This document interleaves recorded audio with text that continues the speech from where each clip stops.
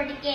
ಈ ಚಿತ್ರದಲ್ಲಿರುವ ಅಣೆಕಟ್ಟೆಯ ಬಗ್ಗೆ ಮಾಹಿತಿಯನ್ನು ನಿಮ್ಮ ಶಿಕ್ಷಕರಿಂದ ಕೇಳಿ ತಿಳಿಯಿರಿ. ಕನ್ನಡ ನಾಡಿನ ಜೀವನದಿ ಕಾವೇರಿ ಕರ್ನಾಟಕದ ದಕ್ಷಿಣ ಭಾಗದಲ್ಲಿ ಹರಿಯುವ ಮುಖ್ಯ ನದಿ. ಇದು ಕೊಡಗು ಜಿಲ್ಲೆಯ ಬ್ರಹ್ಮಗಿರಿ ಬೆಟ್ಟ ಸಾಲಿನ ತಲ ಕಾವೇರಿಯಲ್ಲಿ ಹುಟ್ಟುತ್ತದೆ. ಅಲ್ಲಿಂದ ಸ್ವಲ್ಪ ದೂರ ನೆಲದೊಳಗೆ ಹರಿಯುತ್ತದೆ. ಆನಂತರ ಭಾಗಮಂಡಲದಲ್ಲಿ ಕಾವೇರಿಗೆ ಕಲಿಕೆಯ ಜ್ಯೋತಿ ಎಂಬ 2 ನದಿಗಳು ಸೇರುತ್ತವೆ. ಈ ಸ್ಥಳಕ್ಕೆ ತ್ರಿವೇಣಿ ಸಂಗಮ ಎನ್ನುತ್ತಾರೆ. ಇದೊಂದು ಪವಿತ್ರ ಯಾತ್ರಾ ಸ್ಥಳವಾಗಿದೆ. ಕಾವೇರಿ ನದಿಯನ್ನು ಕೊಡಗಿನ ಕಾವೇರಿ ಎಂದು ಕರೆಯುತ್ತಾರೆ. ಕಾವೇರಿ ನದಿ ಹರಿದು ಹೋಗುವ ಮಾರ್ಗದಲ್ಲಿ ಭಾಗಮಂಡಲ, ರಾಮನಾಥಪುರ, ಚುಂಚನಕಟ್ಟೆ, ಶ್ರೀರಂಗಪಟ್ಟಣ, ತಿರುಮಕೂಡಲು, ಮುಡುಕುತೊರೆ, ತಲಕಾಡು ಮತ್ತು ಶಿವನ ಸಮುದ್ರ ಮುಂತಾದ ಪ್ರಮುಖ ಐತಿಹಾಸಿಕ ಮತ್ತು ಪ್ರೇಕ್ಷಣೀಯ ಸ್ಥಳಗಳಿವೆ.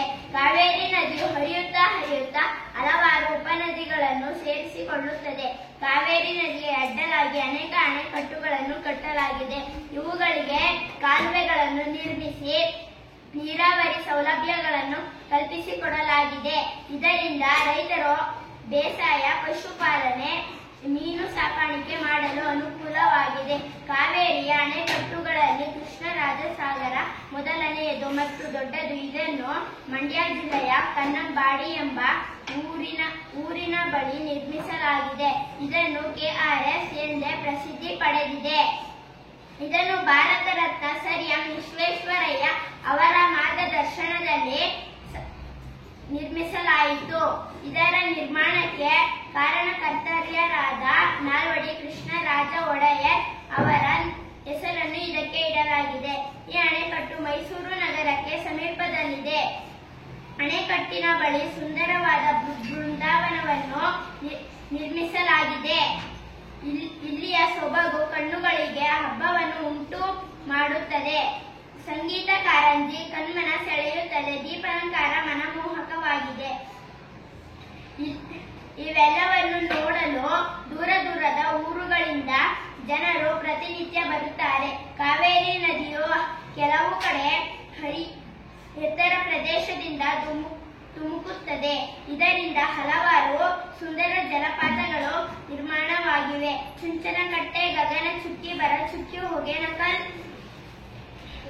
ಜಲಪಾತಗಳು ಪ್ರಮುಖವಾದವು. ಮಳೆಗಾಲದಲ್ಲಿ ತುಂಬಿ ರಭಸದಿಂದ ಧುಮ್ಮಿಕ್ಕುವ ಜಲಪಾತಗಳ ನೋಟ ರಮಣೀಯವಾಗಿರುತ್ತದೆ. ನದಿಯ ನೀರನ್ನು ಶುದ್ಧೀಕರಿಸಿ ಮಹಾನಗರ ಪಟ್ಟಣಗಳಿಗೆ ಕುಡಿಯಲು ಸರಬರಾಜು ಮಾಡಲಾಗುತ್ತದೆ. ಜೊತೆಗೆ ಕಾವೇರಿ ನದಿಯ ನೀರನ್ನು ವಿದ್ಯುತ್ ಉತ್ಪಾದನೆಗೂ ಬಳಸಲಾಗುತ್ತದೆ. ಇದಕ್ಕಾಗಿ ಕೃಷ್ಣರಾಜಸಾಗರ ಮತ್ತು ಶಿವನ ಸಮುದ್ರದಲ್ಲಿರುವ ನೀರನ್ನು ನಿಯಂತ್ರಿಸಲಾಗುತ್ತದೆ. ಇಲ್ಲಿಂದ ಶಿವನ ಸಮುದ್ರದಲ್ಲಿರುವ ವಿದ್ಯುತ್ ಉತ್ಪಾದನಾ ಕೇಂದ್ರಕ್ಕೆ ವರ್ಷಪೂರ್ತಿ ನೀರನ್ನು ಒದಗಿಸಲಾಗುತ್ತದೆ. ಶಿವನ ಸಮುದ್ರವು ಏಷ್ಯಾ ಖಂಡದಲ್ಲೇ ಪ್ರಥಮ ವಿದ್ಯುತ್ ಉತ್ಪಾದನಾ ಕೇಂದ್ರ ಎಂಬ ಕೀರ್ತಿಗೆ ಪಾತ್ರವಾಗಿದೆ. ನಮ್ಮ ರಾಜ್ಯದಲ್ಲಿ ಕಾವೇರಿ ನದಿಯ ಉಪಯೋಗ ಅಪಾರ. ಅಲ್ಲದೆ ನೆರೆಯ ರಾಜ್ಯವಾದ ತಮಿಳುನಾಡಿನಲ್ಲಿ ಹರಿದು ಅಲ್ಲಿಯ ಜನರಿಗೂ ಉಪಕಾರ ಮಾಡುತ್ತದೆ. ಕಾವೇರಿ ನದಿ ಕರ್ನಾಟಕದಲ್ಲಿ ಹುಟ್ಟಿ ತಮಿಳುನಾಡಿನಲ್ಲಿ ಹರಿದು ಕೊನೆಗೆ ಬಂಗಾಳ ಕೊಲ್ಲಿ ಸೇರುತ್ತದೆ. ಕಾವೇರಿ ನದಿಯು ದೇಶದ ಸಂಪತ್ತಿನ ಅಭಿವೃದ್ಧಿಗೆ ನಿರಂತರವಾಗಿ ತನ್ನ ಕೊಡುಗೆ ನೀಡುತ್ತಾ ಬಂದಿದೆ. ನದಿಗಳು ಕೇವಲ ನೀರನ್ನು ಒಯ್ಯುವ ವಾಹಿನಿಗಳಲ್ಲ, ಅವುಗಳು ಜೀವ